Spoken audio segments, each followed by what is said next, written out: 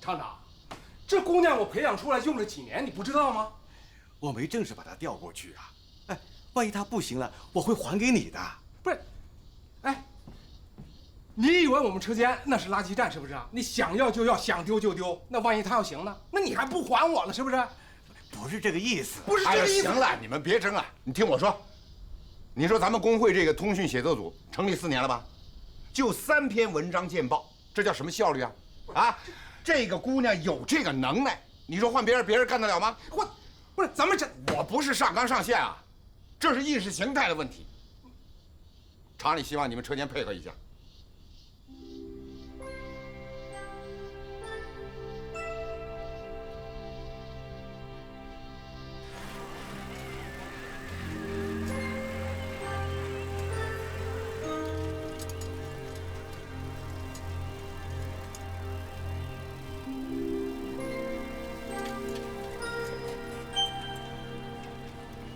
到了新的工作环境，跟大家搞好关系。我知道，你回去吧。那我走了啊。哎，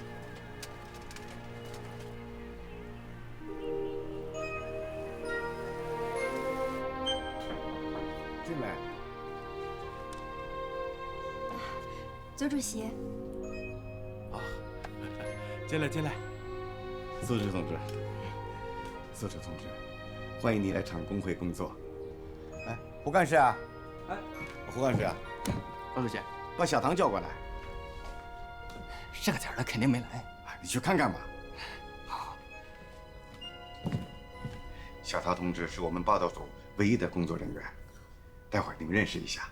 好，你坐。我不累。小苏啊，不在第一线工作了，不习惯了吧？是呀，在车间习惯了，一换上工作服就上船干活了。慢慢会习惯的。左主席，报道组没人，我就说嘛，小唐不会来这么早的。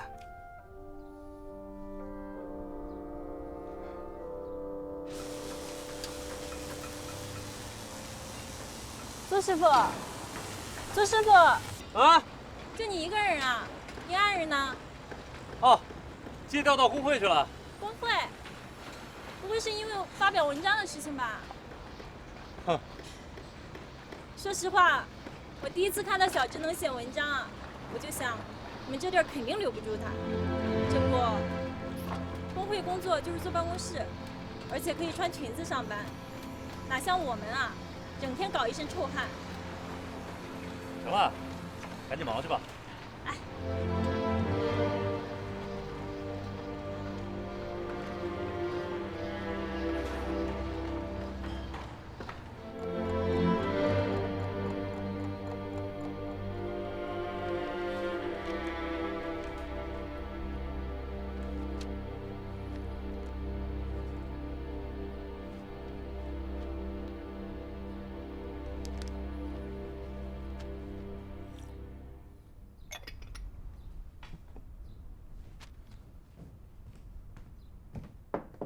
左主席啊，小唐还是没来，他办公室门锁着呢。太不像话了，都几点了？哎，小唐啊，左主席正找你。进来。哦，左主席，找我什么事儿？都几点了？哎呀，刚才走在路上，那个车链子又掉了，所以修了半天，给耽误了。车链子掉了，你这手很干净嘛，一点油污都没有。不是，我刚才已经在洗手间洗过了。你赶紧忙你的啊！好了好了啊，我给你介绍一下啊，这是苏轼同志，你应该认识吧？技术比赛的亚军呢。哦，认识，哎呀，很厉害的。他最近写了一篇关于我们厂有这样一个女工的报道，劳动周报都登了，你没看？啊，劳动周报？是啊，劳动周报我们不会没定吧？啊不，定了。我只不过就是这2天母亲那个身体不舒服，所以在家只照顾她了，没顾得上看。先别说了，我把苏轼同志补充到你们的报道组来，你们一起工作。一会儿你去领展办公桌。啊，好，是这样，苏轼同志，我有件事儿想找主席，你回避一下。有事儿回头再说。苏州同志交给你以后，你要好好的照顾。小苏啊，你跟着他，以后你由他安排。行。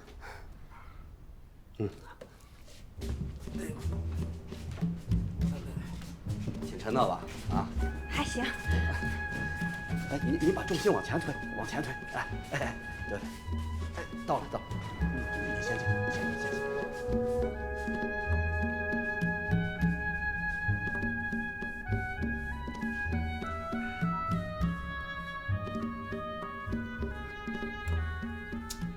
啊，咱们的工作啊，就没事啊，到厂里多转转啊，看有什么值得写的，写了就投稿，投稿发表了，就算成功了。哎，写作方面不用我教你吧？这些东西这2天好好看看，武装思想啊。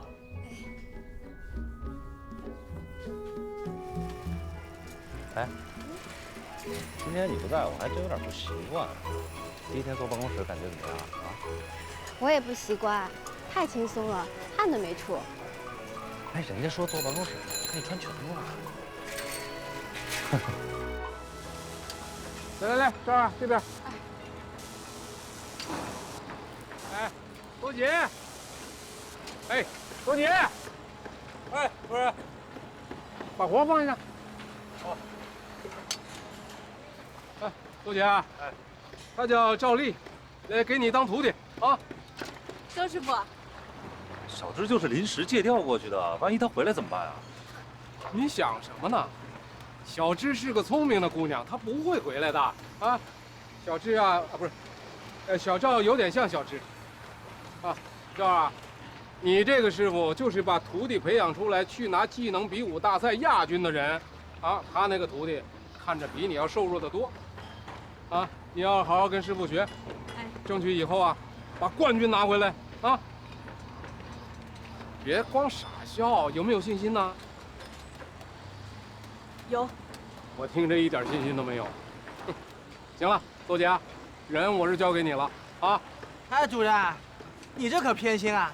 这么好看的姑娘，你都给周姐了呢？你们少嫉妒啊！以后啊，你把你的徒弟能培养成第5名，也可以上我那里挑啊。你说打？好好学哈。哎，看什么看？看什么看？快干活！师傅，我该干点什么呢？先把裙子换掉。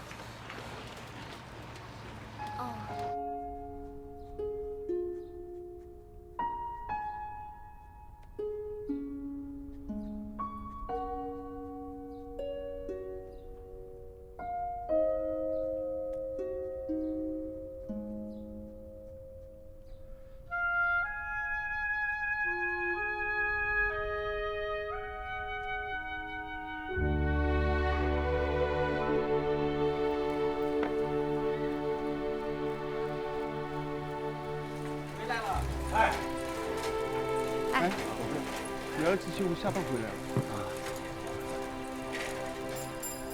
我儿媳妇啊，现在是干部了，坐办公室了。真的，坐办公室了？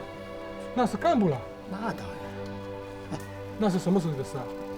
没几天，就是报上刊登她的文章以后。可以，有出息啊！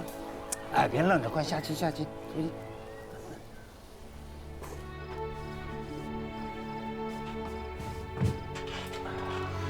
你那个徒弟今天表现怎么样啊？你可别提他了，师傅这个我干不了，师傅那个我也干不了。你说他不干，他怎么知道他干不了啊？哎呦，师傅这个我不敢干，师傅那个我也不敢干，气死我了！笑，都累死了。本来2个人的活，一个人全都给干了。哎，你以为那徒弟个个都跟我一样那么好带啊？哟，你以为你刚来的时候跟他差多少啊？啊？哎，今天你领导对你怎么样啊？他又来晚了，车子又坏了。又坏了？他车怎么天天坏呀？那也许他车子今天真坏了呢。哎呀，那是他的事情，和咱们又没关系。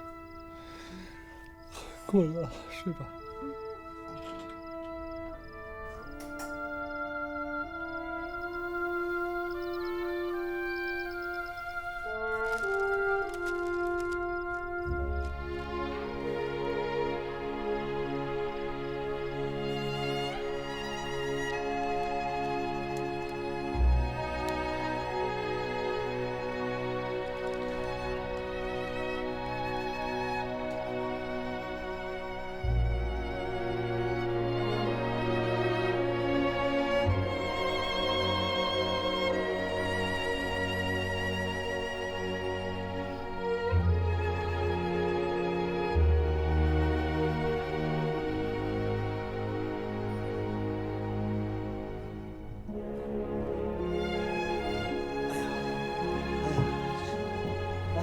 有人查岗吗？啊？没有。哦，刚才没上班的时候，胡干事来了一趟。他来干什么？他说路过看一看，别的就没人来了。哎呀，这个车子还真坏在路上。哎，小志啊，你这一天到晚都在写什么呢？啊？瞎写，想到什么就写什么。咱们厂有那么多值得写的吗？有啊，这几年我一直在生产前线，这周围有好多事情都值得报道呢。组长，哎，这些是我这几天写的稿子，你看看怎么样？这些都是你写的？嗯。哎呦，你好能写啊！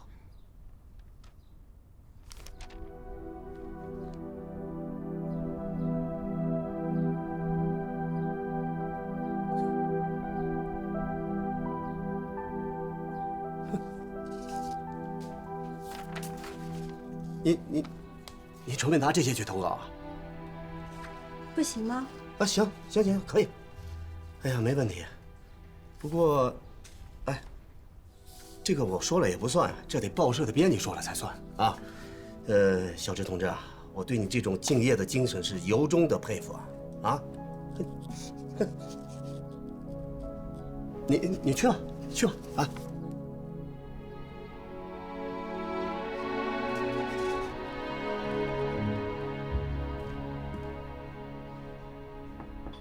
进来。邹主席，什么事儿？没事，过来看看你。我用不着你看。哎，小唐啊，啊，你能不能踏踏实实学习工作啊？啊，我每次经过你办公室门口，总是看见那个杠着的小姑娘在埋头苦干，在写着什么，就是看不到你。你回头能不能换辆车啊？不要一天到晚坏。好，邹主席，小歉啊。回头啊，我搞一辆自行车票把它给换掉了啊。邹主席，我想问您个事儿。什么事儿？那个我办公室那个小苏同志，是你要过来的吗？怎么了？你看。什么？你看看。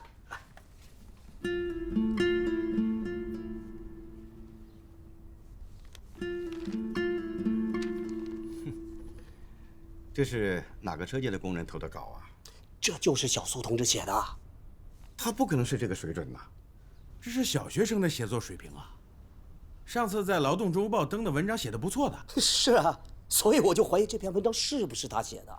那篇文章肯定是他写的，只有他们工友之间才会那么了解，署名也是他呀。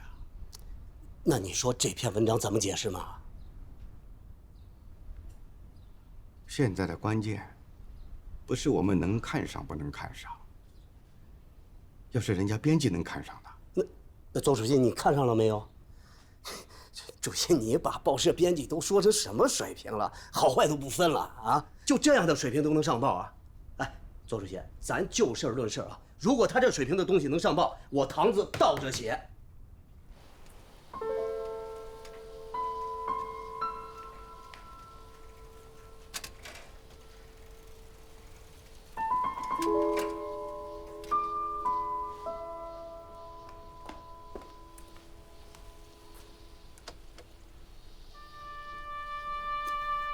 哎，麻烦，请问钱佳老师出去了吗？现在下班了，你到宿舍找他吧。那他宿舍在哪？这边拐过去走到头就是。哎呀，谢谢啊。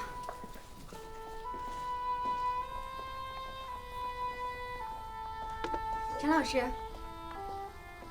哎，你怎么来了？是不是打扰你了？哦，不打扰。来这里。你先做饭吧。来。坐。吃饭了吗？还没。还没吃呢。嗯。我本来想热一些剩饭对付的，既然你也没吃，我也就不凑合了。在这个东塘口啊，有一个饭馆，刚开的，味道不错，我们到那儿去吃吧。我不吃饭，我一会儿就回去了。哎呀，来了就别客气了啊！钱老师，不用了。听我安排。走。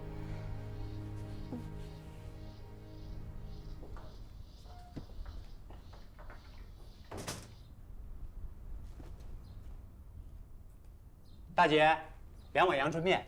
好，坐。啊，陈老师，今天我请客啊。不行，你来了呢就是客人，哪有让客人请客的？可我有请客的理由。什么理由？我们厂里工会有个报道组，我调到那儿工作了。你到工会了？对呀。因为厂里看到报纸上登了我写的文章，他们认为我有写作的能力，所以就调我过去了。这是好事啊，恭喜你。对了，我们得庆贺一下吧。对啊。大姐有酒吗？没有酒。那就跟我们来2杯水吧。你是哪儿的？想吃酒啊？我就是前面文化宫的。你不记得我了？我经常来吃面的。我就是看着眼熟。哎，我这里有一瓶黄酒。太好了。 3块钱。啊？没关系，我请客。哦不，还是我来吧。3块钱就3块钱，帮我热一下，放一些话梅。热下可以，没有话梅。啊？你就热一下。哦，先不要下面，先给我们炒2个菜吧。哎呀，我们这儿没有炒菜。啊？那个，我给你搞2个凉菜，烤麸和雪菜黄豆，怎么样？好的，谢谢大姐。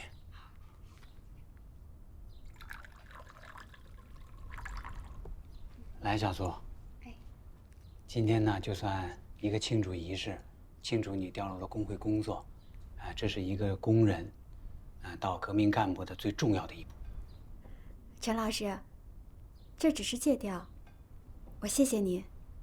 如果没有你，这一切都是不可能的。哎，这跟我没有任何关系啊，这是你努力的结果。还是你对我的帮助大。不说这些了，只要结果是好的就行。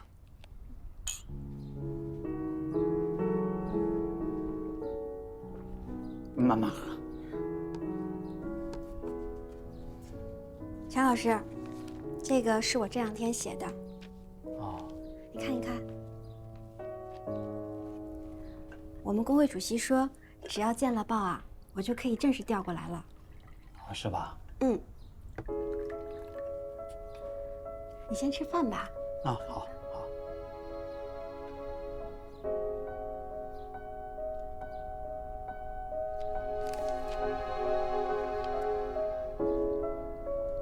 同志，什么时候下面？啊，等一会儿。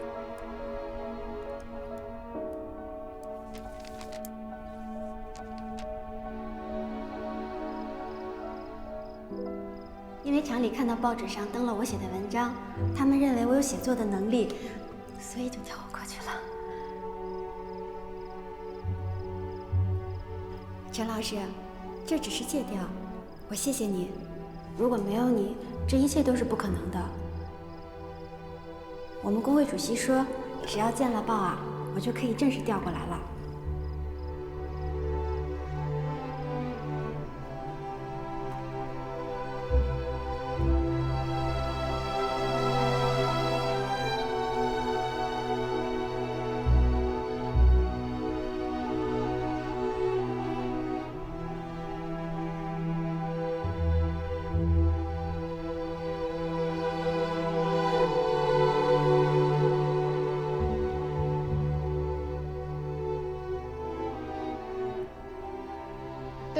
对，叫陈乔。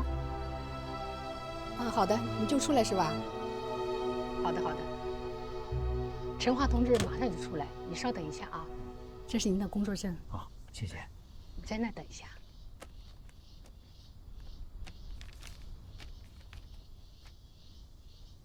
这带哪人呢？在那呢。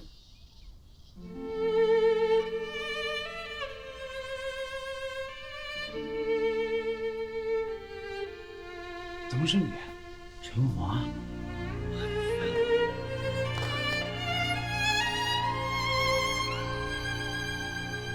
很巧，真巧，是我现在的名字。什么时候会上来的？说来话长了。走走走，到我那儿去。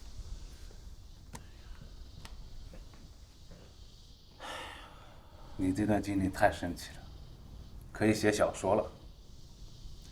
你说你回来怎么也不联系？我是谁也没联系。对，我今天来呢，是有事儿要麻烦你。咱们都是死人都得爬出来的，没有麻烦两个字。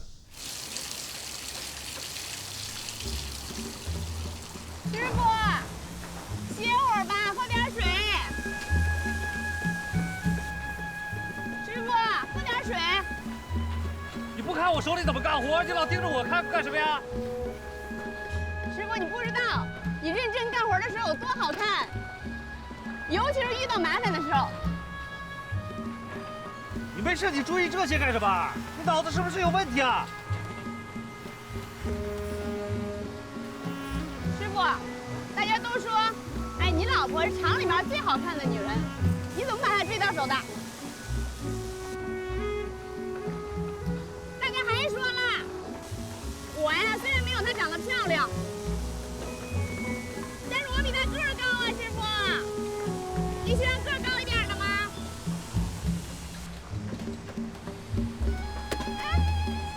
我到那边去看看，你留在这儿。哎，主任，让我跟着你啊！你站着，站着，站着别动。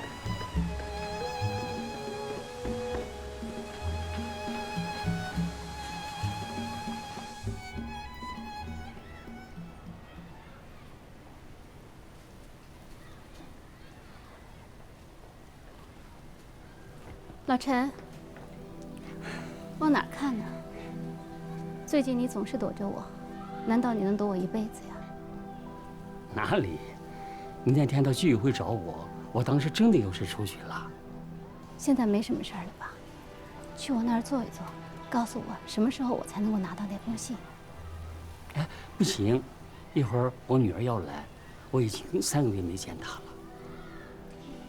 那我的事儿什么时候才能够办啊？不好办呐，这王主任的抽屉不知道什么时候上了锁，得等机会啊。再见啊。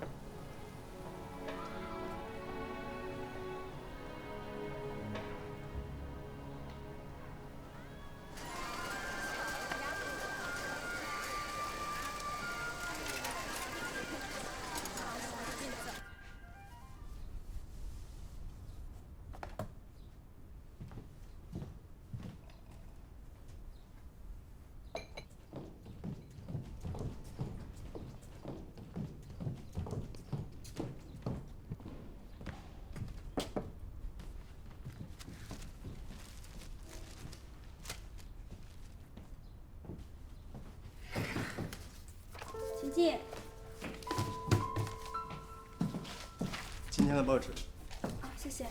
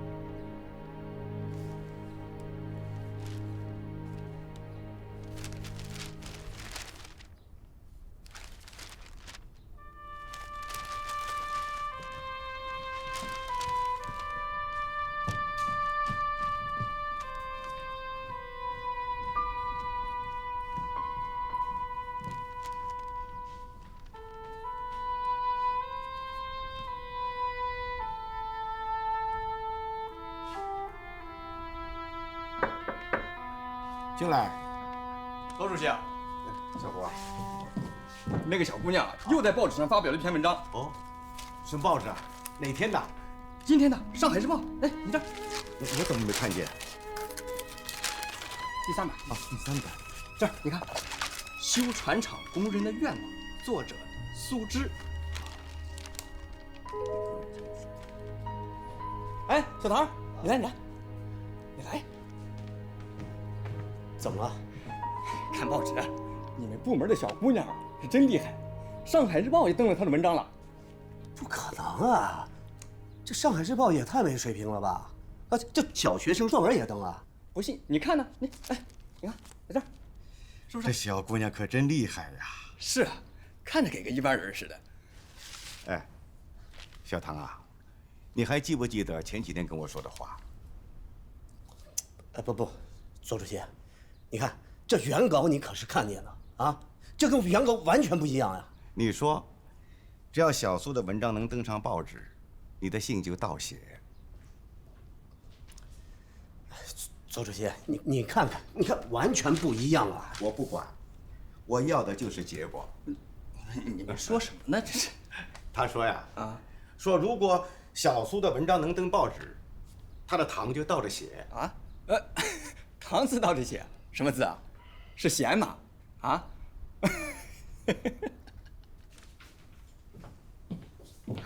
组长，你来了。来了。哎，你看了今天的《上海日报》吗？看了，不就是你发表在《上海日报》那篇文章吗？你已经看了？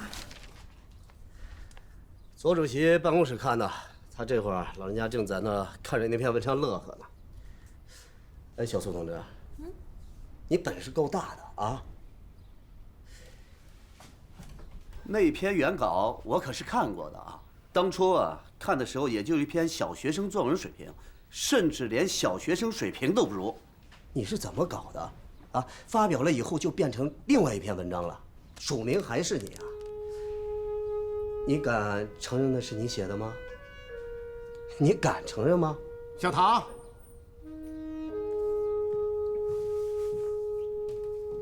你干什么？你这是妒忌小苏同志啊！主席，我就是想弄明白怎么回事儿。小苏同志，你别跟他多说，文章见了报纸就说明一切。小苏，你别理他，你能够在上海日报上宣传我们修船厂，我代表修船厂广大职工，对你表示感谢。主席，关键是那篇文章是他写的吗？小唐同志，你要注意对小苏同志的说话方式，别妒贤技能。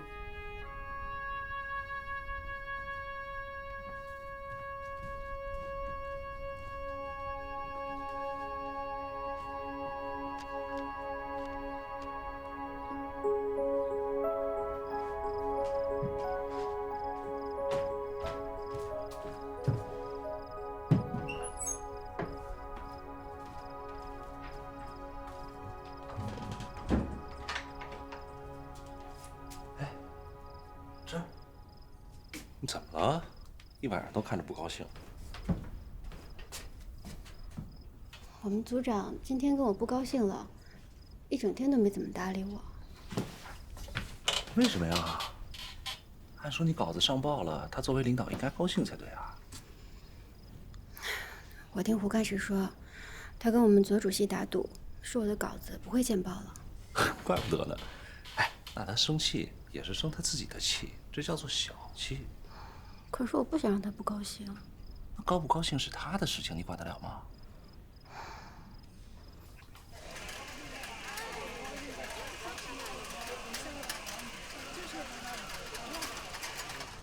哎，左主席好。哎，好。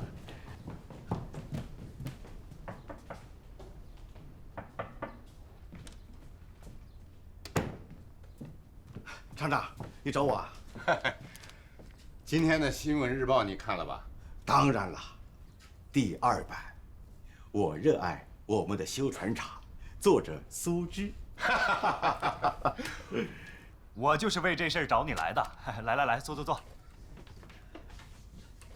老左啊，你看这个小姑娘啊，前天在上海日报登了一篇叫《修船厂工人的愿望》，今天又在这个新闻日报上登载了“我爱我的修船厂”。她到你们工会才2个星期吧？是啊，这就已经2篇文章了。你说这叫什么效率？是啊，小苏这小姑娘实在是太厉害了。报道组成立了3年了，还没发表过几篇文章呢。可是他来工会才2星期，就发表了2篇文章，这是要创造奇迹呀！所以我说啊，了不得啊！是啊是啊，真是了不起，而且都是大报。那老左啊，人家这个小姑娘给你们工会贴了这么大的金，你有什么表示啊？我没想过，回头考虑一下。我已经替你考虑过了，这个季度的优秀职工就给他。优秀职工啊！哎呦，恐怕是来不及了。今天下午就要公布了，再说下面都知道了呀。这不是还没公布吗？再说了，这下面知道了又怎么？一个部门一个名额，我们工会是胡干事啊。老左啊，我看你这个人现在有点分不清轻重了啊。你说这个胡干事和这个小苏姑娘谁的功劳大？那倒也是。这样，我现在就到人劳处去，叫他们改过来。哎，好了好了，你坐下坐下坐下。人劳处我已经打过招呼了，我啊有更重要的事想跟你商量。哦，什么？咱们不是要发展一批新党员吗？我看呢，可以把这个小苏姑娘考虑进去，让她发展成党员。这好像不太可能吧？我听他原来的车间主任说，跟他一起进厂的几个学生都已经转正了，厂里就是不给他转正。为什么呢？原因是他的出身问题。他母亲一直说不清楚他父亲是干什么的，最后还是因为这次技术大比武获得了亚军，厂里才给他转了正。哎，他妈妈你见过呀？就是在邹杰婚礼上酒喝多了乱唱歌的那个女人。老左呀，我看你这点就不如我了。我已经了解过了，啊，我刚才把邹杰叫过来问过了，啊，据说小苏的父亲在解放前是有革命倾向的进步记者，如果真是这样的话，那和入党就没有矛盾了。他父亲是进步的记者，哎，他母亲怎么不说呢？哎呀，现在关键的问题是，只要他母亲说出他父亲是干什么的就可以了，剩下的。啊，让组织上去调查核实，啊，我看这个小姑娘是个不可多得的人才，我们完全可以先走一步，你说呢？小苏啊，我们决定把这个季度的优秀职工的称号给你。这个季度的优秀职工不是胡干事吗？鉴于你连续2次在报纸上报道了我们厂的情况，啊不。加上来工会之前1篇，应该是3篇。这为我们厂带来了很大的荣誉。你的贡献比他大，所以我们换成你。邹主席，这样恐怕不好。大家都已经知道优秀职工是胡干事了，我是一个新来的，这样不合适。邹主席，我下一个季度一定会努力争取的。我们就不讨论这个问题了。组织上已经决定了，我今天叫你来，是谈下面的事儿。苏轼同志，你想过入党吧？我怎么没看到你主动靠拢党组织的愿望啊？怎么没有看到你写入党申请书呢？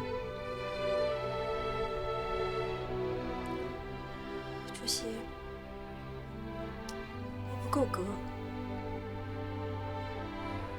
我们党的大门是向任何同志敞开的，你怎么不够格呢？要求入党是我们每个有抱负、有理想同志的愿望啊。是，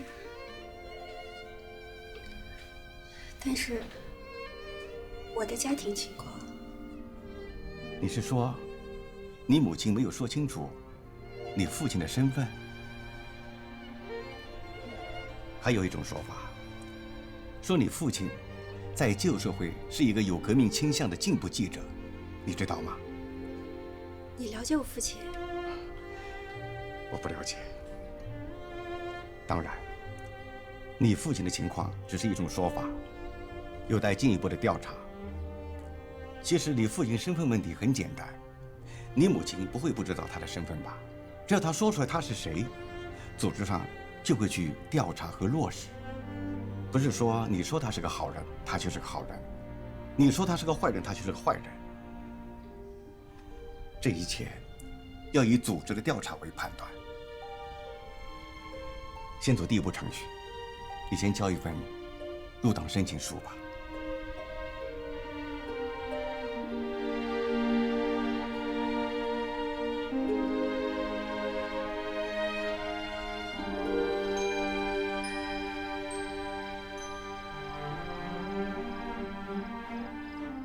还有一种说法，说你父亲在旧社会是一个有革命倾向的进步记者。其实你父亲身份问题很简单，你母亲不会不知道他的身份吧？只要他说出来他是谁，组织上就会去调查和落实。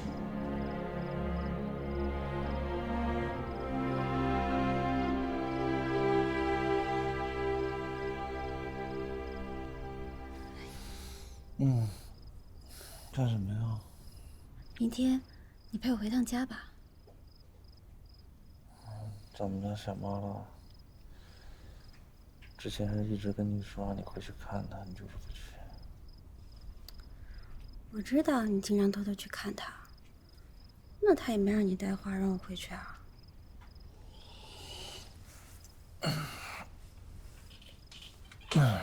那你怎么明天想起来要回去了？我们主席今天找我谈话了，说让我写入党申请书。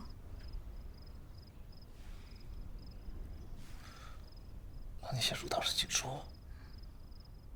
那是党组织看上你了呀？写了没有啊？申请书已经交了，我们主席说他要做我的入党介绍人。真的？你们主席要做你入党介绍人啊？嗯。那你是要回家里去把这个喜讯告诉妈吗？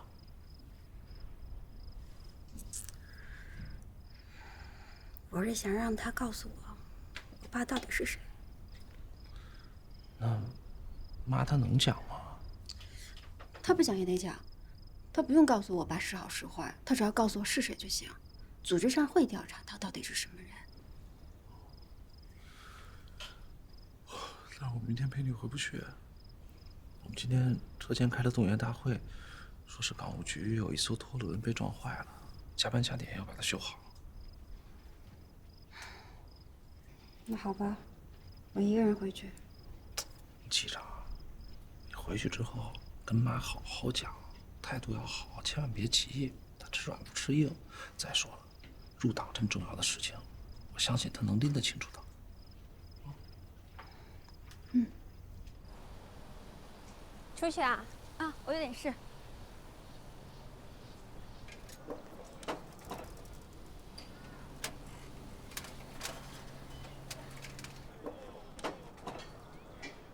王大姐，有事儿吗？进屋说吧。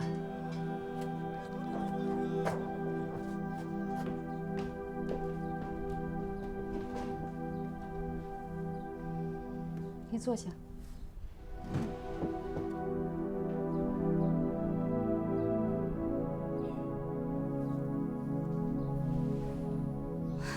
你来的正好。喝杯下午茶吧。行了，你别忙了，我不渴。不是让你喝茶，是让你品茶。你一个人在家里搞小资情调，还蛮重的。这个茶是去年我有朋友从云南给我带过来的，这些茶具是以前留下的。有什么事儿吗？你前些天去找过老陈了？老陈，居委会的老陈。居委会的老陈。行了，你别装了，老陈都交代了，你说说你找他的目的吧。啊，你说的是你们办公室的老陈。我没找他呀，我找他干嘛？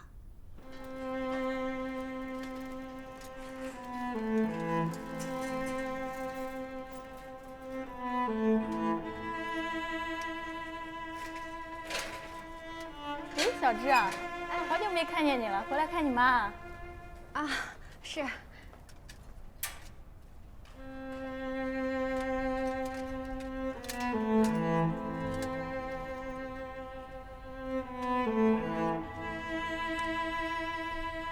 老陈都已经交代了，你在这里还不说实话？